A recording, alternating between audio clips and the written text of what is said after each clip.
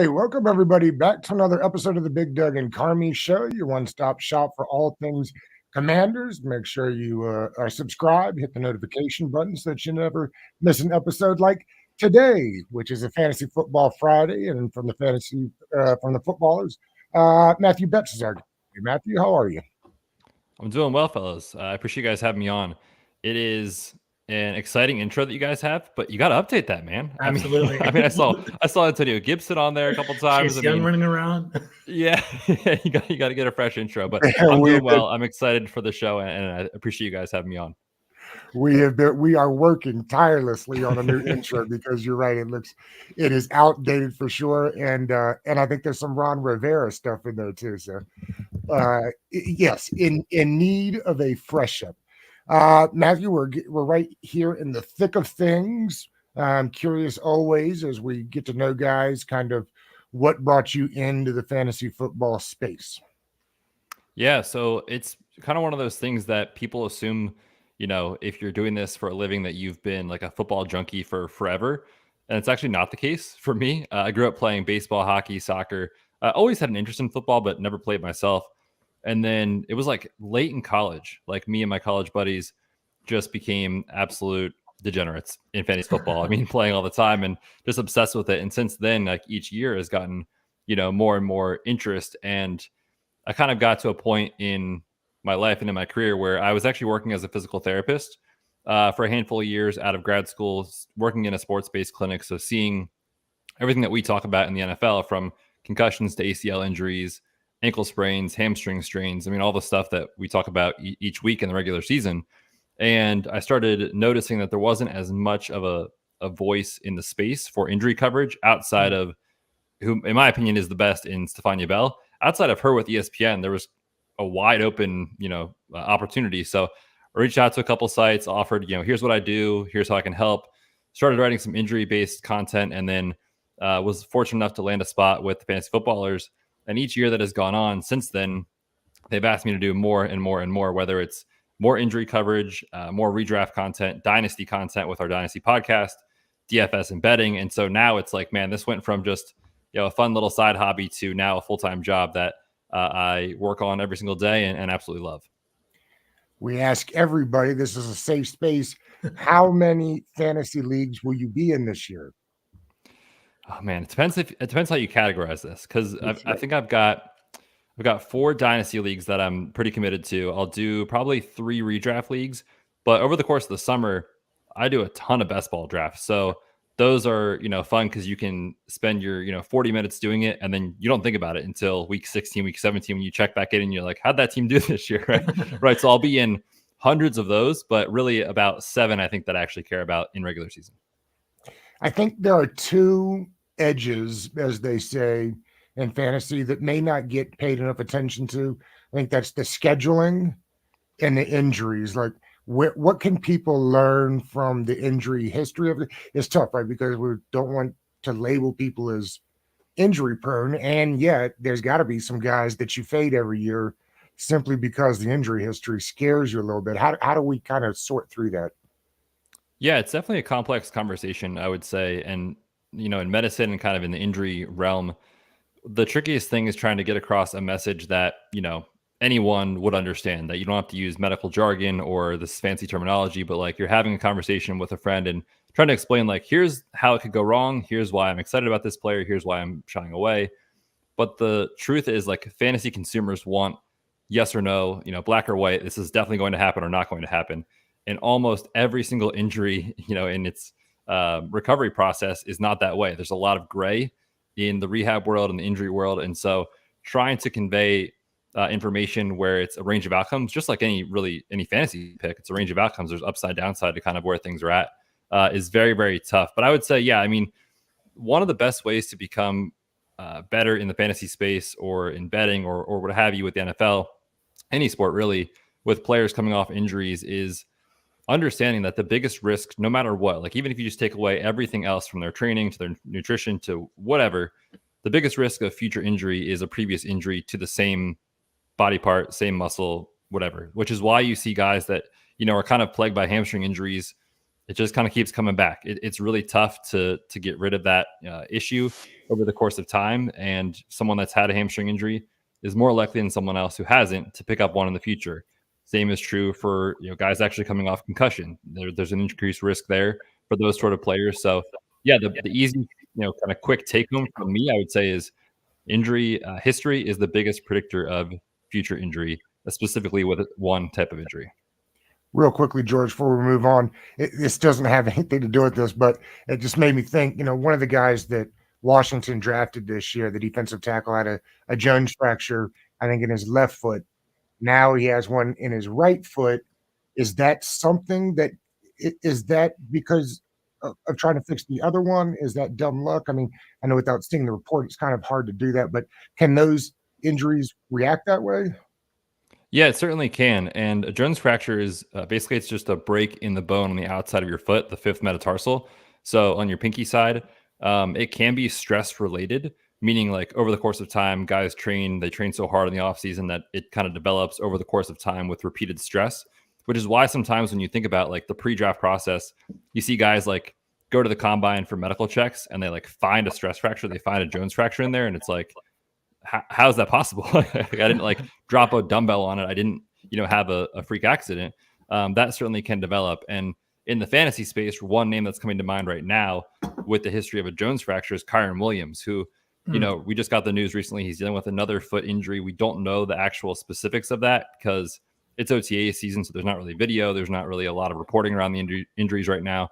But he's a guy who had a Jones fracture his rookie year, had surgery on it, gets a high ankle sprain in week 1 of 2022, has surgery on that. Then this past year, another high ankle sprain, now another foot injury. So you do start to see sometimes with these guys, those repeat injuries come back.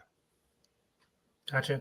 So Matthew, kind of marrying, real life and fantasy football, I think two intriguing teams to watch this year are the New York Jets and the Atlanta Falcons. Both of those quarterbacks are coming off an injury. We had both, coincidentally, Achilles injuries as well. I'm just kind of curious, what are your thoughts on Kirk Cousins, potentially having a breakout year this year? Would you fade him in fantasy? What are your thoughts on Aaron Rodgers? I know there was different timelines in regard to healing as well. I was curious about that. Yeah, both guys I think are set up favorably to play well and bounce back this year, primarily because where they're at in their career path and the type of player they are. If this was, I know you guys are big Washington guys, if this was Jaden Daniels coming off an Achilles or Lamar Jackson, that's a completely different conversation, right? With how those guys play, their rushing ability, their mobility out of the pocket. Aaron Rodgers, now entering age 41 season, he has one job and it is to drop back and get rid of the ball. No one's expecting rushing from him. And the same from Kirk Cousins. So really, I think both guys will be fine this year and both guys will start week 1. Both guys will enter training camp without limitations. Obviously, because of the entire regular season last year, plus now the offseason, Rodgers is ahead of Kirk Cousins just because of kind of where they're at in their timeline. But I think functionally when those guys get on the field, they both will play at a high level, and I think they'll both be fine and they'll be healthy and ready to go. And then one more to add on to, Doug, sorry about that. Anthony Richardson, I think he's, very hot, hot topic in fantasy football, has that running appeal, but I believe he ended the season about 4 or 5 weeks into the year because of a shoulder injury. Are you concerned about him? What are your thoughts on Anthony Richardson?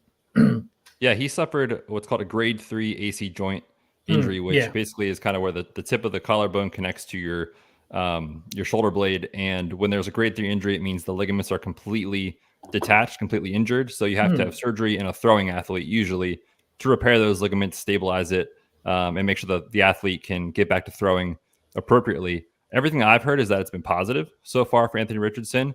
The tricky thing is, the question I always get is like, is his style of play going to make him more susceptible to future injury to that shoulder? And it's possible. It's just like a running back or anyone else carrying the football, right? If you land on the top of the shoulder, if you're a wide receiver going up for a deep ball and you land on the top of the shoulder, which is the classic mechanism for this, it can happen. Now, he could make it out the entire season, be incredible, rush for 600-700 yards and be a fantasy difference maker for you. But there is slight concern that it is one of those things that could pop back up if he's not careful with getting out of bounds, getting down. Probably shouldn't be leading with that right shoulder, right? Like you kind of saw Jalen Hurts run a little bit differently last year. And I know he had a little bit of a knee injury, but you saw him, like, you look at where he was early in his career and he was like, I'm not afraid to invite some contact here. And you get into the league for a couple of years, you learn that those hits aren't so great for you. Maybe you give up a yard or two and you get down or you get out of bounds. Is that the kind of thing where his ligaments are stretched and potentially could pop back out again, or is it more of like a bone? I'm not familiar. I heard about the injury before. I'm not familiar with it though. Yeah, not at this point. It's not one of those things that it's stretched to the point where it's going to be a concern moving forward. When they do the surgical repair, it usually has a very good outcome. So I would say I would consider Anthony Richardson right now not quite at 100%, but by the time we get to training camp, he'll be throwing, full velocity, full distance, all that sort of stuff. Gotcha. Thank you. I remember Yeah, when RG3 was in Washington and he'd scramble and he'd take all these crazy hits. And I think people see some of what Jaden Daniels did in college and they see all the crazy hits. It's odd because guys tend to get hurt more in the pocket, it feels like, than when they're scrambling. But some of those hits were just so huge. Does Jaden Daniels' style worry you at all? Because he didn't really have an injury history in college, which is the interesting thing, I think. Yeah, he didn't, which is great. I do think he'll learn. Coaches will get in his ear, and he'll learn probably when he takes one or two of those hits. Like, that wasn't so fun. Let's get down. But there's so many hits, like you guys are talking to about, on his LSU tape, that it's like, dude, just get down, man. I mean, it's brutal to watch. It kind of hurts to watch, honestly. And now you get to the NFL where these guys are not only bigger and faster, but stronger, and those hits are going to be even worse. So yeah, I think he'll learn and he'll adapt his play style that he needs to. And I'm not really worried about that from a health standpoint. I think he'll be fine and he'll learn that. And obviously for fantasy, we're super excited about Jaden Daniels just because if that rushing ability is there, it unlocks so much. There's no doubt about it. The Matthew, I know that you guys have the ultimate draft kit coming up. Tell us a little bit about what's in it, what we can expect from it. Yeah, every year we try to make it better than the year prior, which is something we really pride ourselves on. So we've got everything in there from, your usual rankings to your cheat sheets you can print out on draft day, but so much more. Like if you play best ball, we have a product for you in there that's kind of helping guide you on how to stack teams and who we're targeting in stacks, best ball specific rankings. We've got, specific content in there that's video profiles for every player, write-ups for every player that's relevant in drafts. So it is everything you need and more. Sleepers, breakouts, busts. We try to leave no stone unturned in that thing. And the best part about it is, no one really buys magazines anymore, but I still see them. Like when you go to the grocery store and stuff, you still see like the fantasy football magazine, which like in June is like really cool. But then what if someone gets hurt or something happens in August? And it's like, well, that content is now irrelevant, right? And we update this thing all the time. One of my favorite parts of it is the injury tracker, which, right now it's kind of quiet news-wise, but as soon as we get to July, like the news is going to be fast and furious. So I go in there and I update my thoughts on all these guys coming off of injuries and surgeries and that sort of thing. And anytime we get news, the thing gets updated and it's just as, refreshed as it was the day before. So it's a living document. So it's online. I wasn't familiar with it. That's great. Fantastic. Yeah. It's all online. It's all digital. We have the app this year, which is going to be better than ever. The thing is sweet. So you can do it all from your phone as well. So yeah, it's going to be great. You mentioned some injury. We've been talking injuries, but aside from just the medical parts, it felt like years ago McCaffrey was a guy that everybody faded because the injuries kept popping up. He's obviously been healthy now for a couple of years in a row. Is there a guy like that currently that you're fading just because the injuries scare you? I mean, there's one specific guy this year that I haven't taken once in all these best ball drafts, and I don't really plan to take this year, not because of his injury history necessarily. It's just the severity of his recovery right now, and that's Nick Chubb, who, for the last 5+ years, arguably has been the best actual runner in the NFL, just an absolute beast. But he's coming off of a pretty serious near dislocation of his knee, in that kind of nasty September game against the Steelers this past year. And that's one that, he had not just the ACL injury, but he had damage to kind of the structure around the knee. It's called a capsule. It's like this thick, like ligamentous tissue, meniscus injury. There was his MCL on top of that. So it's just, it's an ACL like plus sort of situation.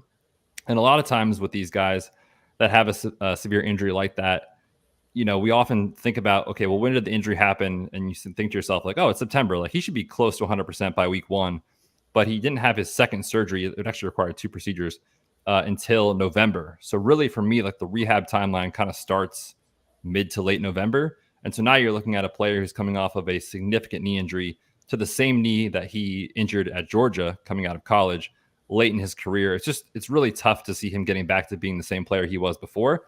I think he'll be on the field for the Browns this year, but it's almost like, what capacity? Is he kind of a committee back? Does he handle, 10 to 12 touches a game as opposed to the 20 he used to? So he's a tough player. I'm rooting for him. I love his game. It's just, I think it's going to be really tough for him to get back to who he was before. For those that are regulars of the show, I'm a Georgia homer, and it made me so sad when Nick went down. First of all, one of the best dudes on the planet. And second of all, one of those sneaky, speedy guys that you don't realize how fast he is until all of a sudden you're looking at the back of his nameplate. You're like, how that dude just run by me. I hope he can get somewhere close to that. Yeah, when you brought up Nick Chubb, I saw your heart kind of break online, Doug. So I saw that over there. It's funny. So Matthew, I think the quarterback position is so interesting in fantasy football. I think it's pretty deep, to be honest with you, as well. I'm just kind of curious, where are you targeting quarterbacks in the redraft league? Because I feel like the depth is there, but there are some intriguing options as well. Josh Allen, people call him a unicorn. People love him. Jaden Daniels is a popular topic as well. Anthony Richardson as well. I'm just kind of curious, who are some quarterbacks you're targeting and where? Are you kind of hanging back for a little bit, or what are your thoughts? Yeah, it actually does feel like an awesome year to kind of see what your league does and then go from there, right? Like, I do agree, it is pretty deep, especially for the guys that have some upside. Last year it felt like we kind of made this switch where for years it was like, oh, you just wait on quarterback, you take one of the guys later, you take two late, you play the matchups and you'll be fine. And then we had a 3-year stretch where it was like, Jalen Hurts, Josh Allen, those guys were just breaking fantasy, Lamar Jackson. Yeah. And then now we kind of have a resurgence of like the middle tier and kind of like the back of QB1 tier where it is like, man, Jordan Love looks exciting. Kyler Murray is finally healthy and gets Marvin Harrison Jr. and Trey McBride, entering another season. Jaden Daniels, if he runs for what he did in college, even a fraction of that, he's going to be a quarterback one in fantasy. Anthony Richardson, he's going to be a little bit more expensive in drafts than someone like Daniels or potentially Jordan Love or Kyler, but like he could finish as the overall quarterback one based on what we saw last year. He led the NFL in a small sample in fantasy points per dropback. So the ceiling is there, right? They add A.D. Mitchell on top of that. So it's a great time to wait. And, I love Mahomes. Like I love Lamar. I love all those guys, but there is an opportunity cost associated with taking them where can you get, 80% of the production, 90% of the production from someone like Kyler or Jaden Daniels later? I think it's definitely possible.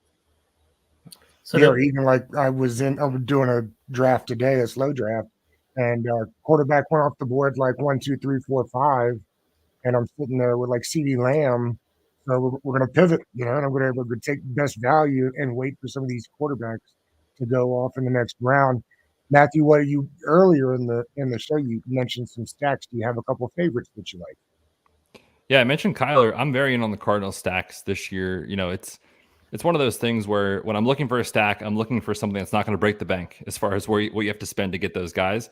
I think Kyler's a great value. I think Trey McBride, he's going to be expensive. He's going to be taken as a top 5 or 6 tight end in your drafts, most likely. But when you look at the target tree, it should be ultra condensed between Marvin Harrison Jr., who everyone has said is the best prospect in this class, regardless of position, and then Trey McBride, who looks set for a takeoff here. And last year, when Kyler came back healthy, this offense really did morph. They were top 10 in EPA per play, top 10 in points per drive. Like they were very efficient and they played a lot faster.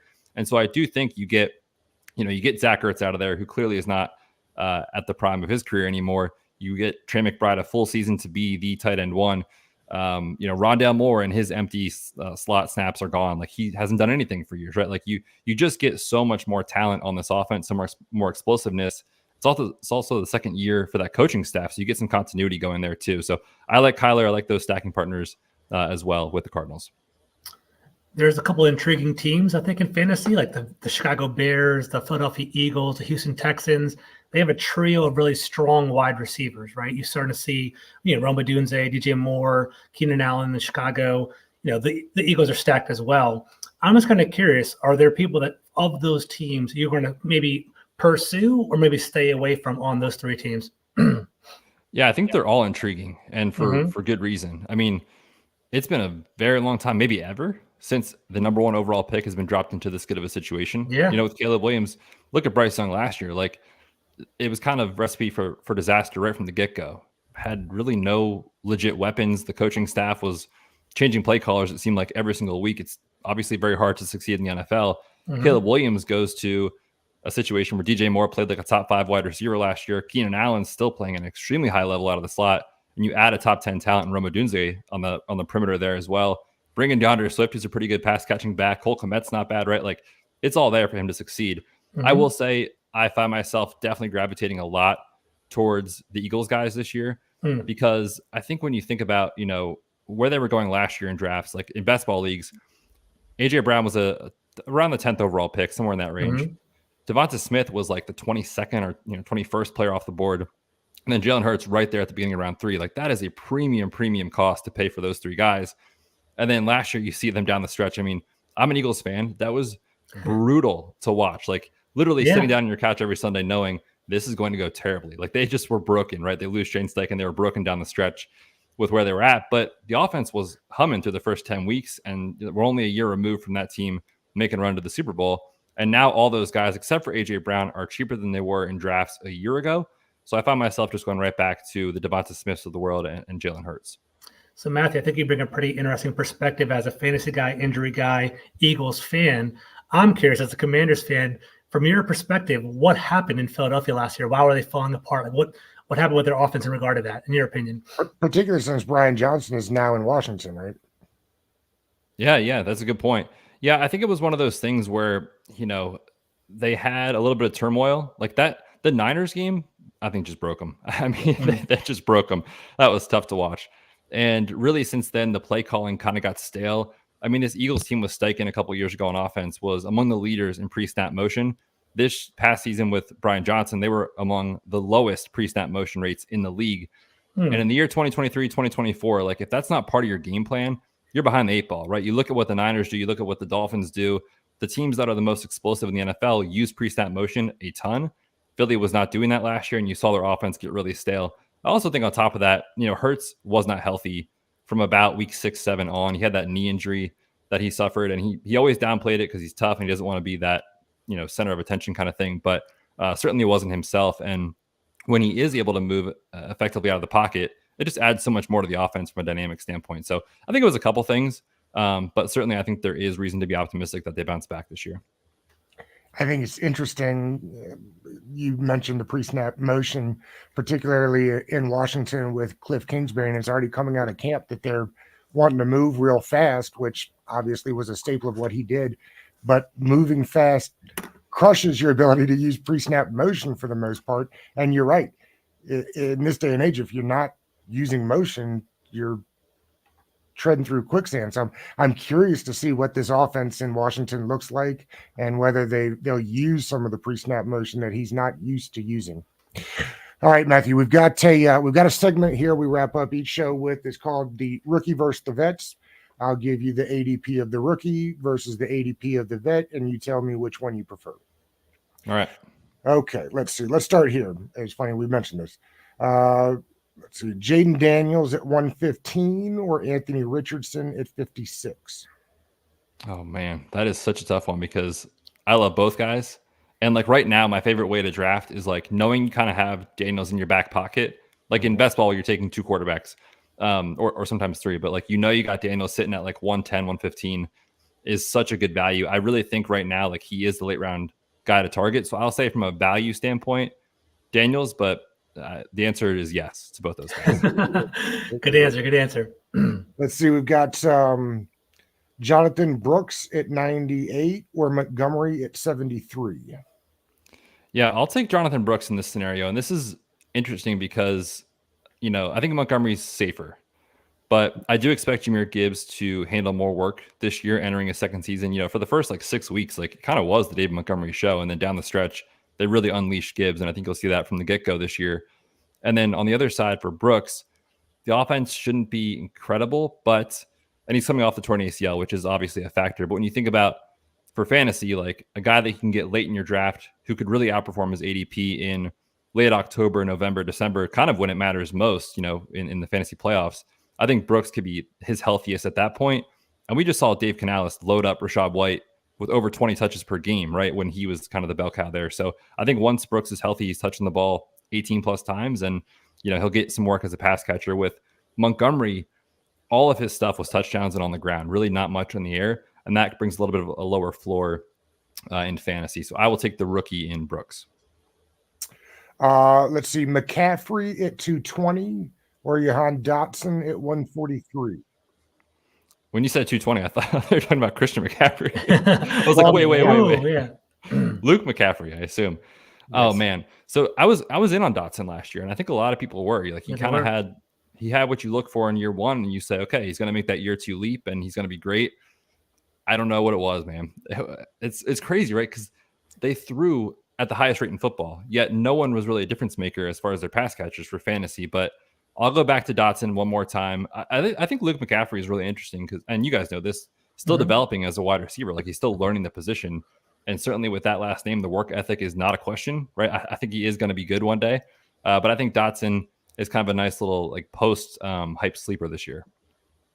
Yeah, it'll be interesting because I think McCaffrey's got a road to getting a fair share of the targets this year. There's not a lot behind him, Diamond Brown and a couple of guys that you don't want to mention when you're talking about the top three receivers on your team.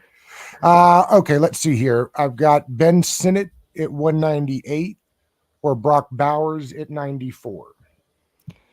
So this Brock is a Bowers value is play. not a vet, but I couldn't help get young tight ends in here. Yeah, this is a value play for me with Sinnott, who on our show we've called the Senator since we started learning about this guy and scouting him. It was like when we looked at these rookie tight ends, it was very clear in this class, like it was Bowers and then the rest of the guys. But as you watched him, like Sinnott stood out to me as someone who wasn't really like incredible at one thing, but he was just really good at everything. And I do think his game will translate well to the NFL. I think Bowers obviously is going to be a very, very good pro. I mean, being the focal point of a Georgia offense as a freshman is just like unheard of, right? Especially using him on like jet sweeps as a runner. I mean, what are we talking about here? This guy is going to be incredible. But I have some major question marks about what the Raiders are doing with Luke Getsy. The quarterback play is a major concern. Devontae Adams is still there, right? So like, I think he has a better career. I just think in year one, there's an opportunity for Sinnott to actually produce a little bit more for you. And getting him at 198 overall, basically free, is an incredible value. Doug, I got one if you don't mind. Please. So these are pretty interesting, right? So we talked about running backs. Both of these running backs are having a new change of scenery. They'll also have running quarterbacks that go along with them. So PPR league, Saquon Barkley's ranked number 14 overall. Derrick Henry's ranked 44th overall. Are they even viable options? Are you chasing after them? Or are you worried about them because of the running quarterbacks here? Who would you rather have, first of all, Barkley at 14 or Henry at 44? PPR league. Yes. So that one's really tough. I have found myself actually shying away from both guys right now. And I think with the running back position, my personal philosophy is in those early rounds, the top 3 or 4 rounds, like we want to be taking guys that actually can give you an outlier season, that can give you the overall RB1 season, something like that. And I don't think it's there for either guy this year. And to spend a second round pick on Barkley when there's elite wide receivers available to you feels really, really scary to me. I know Barkley is a hot name. He was been great, really considering the circumstances in New York. He'll have more, an explosive offense in Philly, obviously better offensive line, all those things. But I've heard some rumors, like people think that maybe the tush push goes away because Jason Kelce retired. If you're the Eagles organization, like this play has not been stopped for years. You're not going to stop doing it until they make you stop or someone actually figures out how to stop it. So I'm fading that narrative personally. And I think the issue with Barkley is in the second round, he either has to catch a lot of passes or score a lot of touchdowns. And if they get inside the 5, it's Jalen Hurts. And historically, with the Eagles, they haven't targeted the running back with Jalen Hurts as their quarterback. And when you have A.J. Brown, Devonta Smith, Dallas Goedert, why would you, right? So I'm kind of fading Barkley this year at that price. And so I guess by default, I would lean Henry. But I'll say betting on 30-plus-year-old running backs is always terrifying. But at the ADP, I'll lean with King Henry. Got it. Yeah, it's interesting with the tush push. I don't.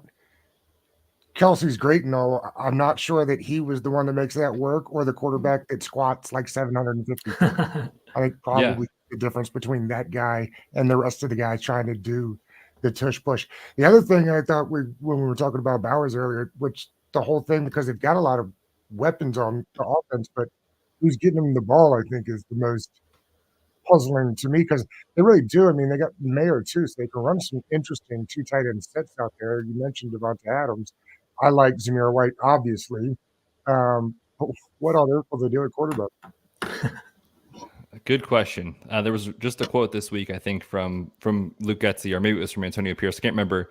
Basically saying, like, we're going to prioritize taking care of the football, and whoever can do that this year for us is going to win the job. And what's interesting is last year, Minshew had a 3% INT rate, and AOC had a 2.9% INT rate. So these guys are the same player. And you look at like their PFF grade, their yards per attempt, their completion rate over expectation, like it's all like one spot off of each other. So it's almost like, to me, the Spider-Man meme, like these guys are kind of the same quarterback. And I don't think it matters a ton who wins the job for how they perform in real life, because Luke Getsy's offenses historically have been very conservative. Last year we had Antonio Pierce literally saying like our goal is to get Josh Jacobs 100 yards, which I just don't think you can win in the NFL long term these days trying to do that. So I don't think it matters. I think this offense is going to be kind of stale for fantasy. What do you think that the Commanders' backfield ends up looking like? You like either of those guys or neither of those guys?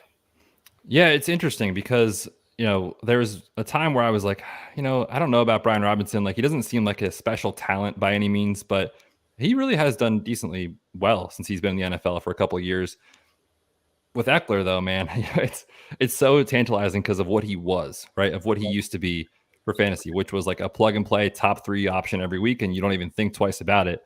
And then last year, you really did see the fall off down the stretch, especially. And so one thing that I've been trying to be better about as a fantasy player is like when you see it, when these guys show you that they are either very close to the end or at the end, like just get out. And, people that didn't do that with Dalvin Cook last year obviously are kicking themselves. We see it year over year with these types of guys that get to 29, 30, unless you're like a special outlier player, really the fall off does happen. So for me, I'm shying away from Eckler, leaning with the younger Brian Robinson. Eckler destroyed me last year. I had a top 10 pick. I think I was like number 6 or 7 overall. I was like, should I get Tyreek Hill or Austin Eckler? Get the running back, and I got killed afterwards. So it was a horrible decision. It was bad. So what's your guys' take on the backfield there? How do you think the touches shake out? Want to go down? I mean, if he's anywhere close to healthy, I think they like the idea of being able to get Eckler out in space. I mean, if you kind of think of what they did those last couple of years in with the Cardinals, I mean, James Conner was running all over the place, and they also had, what was it, Chris Edmonds that year that was Chase Edmonds, yeah. So I think it'll be interesting, particularly when I think they're going to try to run the ball a lot. So. And I think that Robinson showed enough last year to be able to catch the ball. Like, we didn't realize that he could catch the ball like that until they said, hey, you're going to start catching the ball. We're like, oh, he's got a pretty good hand. So I think there's a way for Robinson to be really good. My only concern with all of them is if and when they get to the red zone, like Eckler seems like throughout the history of his career, like he just gobbles up red zone targets. So I'm curious as to how all that plays out. And who knows, they may bring Chris Robinson or Rodriguez in to smack the ball in from the 2-yard line. So I think without knowing what the offense is going to be, I think it's really fascinating. And I kind of echo that, but for me, with fantasy, you chase touches. I think Brian Robinson will get more touches than Austin Eckler. I feel like he's going to be the kind of guy, 15 carries a game, something along the lines of a couple of receptions as well. Eckler, I would maybe get him maybe as a dart throw later on in the draft, but I would draft Brian Robinson beforehand. And I think he'll kind of tickle 800,000-900,000 yards running throughout the year. I don't think it's going to be I don't necessarily see him as a high-end running back, but he's a good flex option or running back 2 or something like that. What I would do. Yeah, makes sense. Matthew, this was great, man. We appreciate you. And yeah, we got to do this again sometime. Yeah, absolutely. I appreciate you guys having me on. This was really fun. Cool. Thanks, Matthew. Appreciate it.